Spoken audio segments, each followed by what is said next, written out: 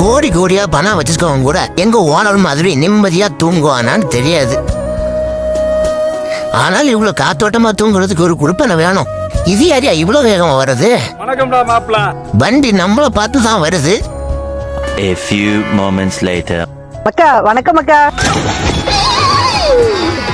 ஐயோ அண்ணே, என்னம்மா நீங்க இப்படி பண்றீங்களம்மா? ஐயோ சாரிண்ணே. சாரி ஆமா. ஏண்டா நீயாவது எழுப்பி விடலாம்ல? நாம் யாருக்கு என்ன தீங்கு செய்தோம்? நமக்கு மட்டும் ஏன் இப்படி எல்லாம் நடக்கிறது? ஃப்ரெண்ட்ஸ், ஒரு அண்ணே கீழே விழுந்துட்டாங்க ஃப்ரெண்ட்ஸ். காமெடி பண்ணாதேன்னு சொல்லிருக்கேன் நானு. நான் தான் உங்க குமரி தெண்டல் ஜெனி.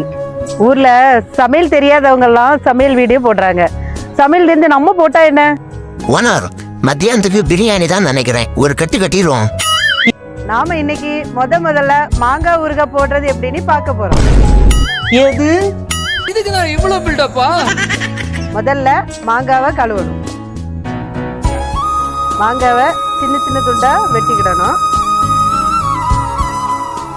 முதல்ல உப்பு போட்டுக்குவோம்.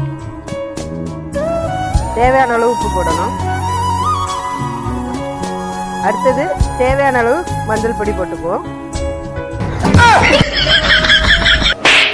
ஆனா இது புதுசா இருக்கு.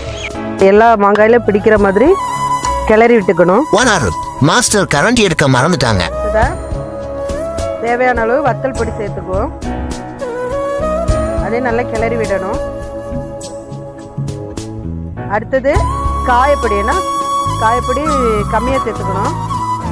வாசனைக்காக காயப்பொடி சேர்த்துட்டு அப்புறமா நல்லா கிளறி விட்டுக்கணும். சரியா? ஒரு 10 நிமிஷம் கழிச்சு எடுத்து சாப்பிட்டு பார்க்கலாம். எல்லாரும் பொதுவா இவ்வளவுதான் சேர்ப்பாங்க.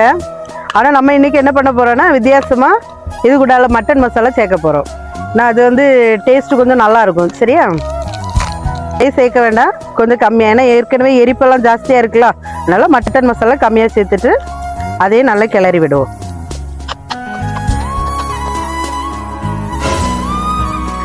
பார்க்கறதுக்கே ரொம்ப கலர்ஃபுல்லா இருக்கு. இதோட டேஸ்ட் எப்படி இருக்குன்னு பாத்துருவோமா?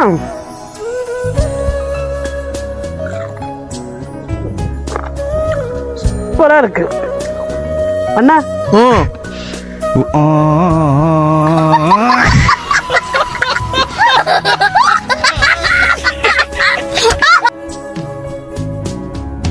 மாங்காய் வெட்டதான் செஞ்சிருக்கோம். அதுக்குள்ளாடி வியாபாரம் ஆயிடுச்சு.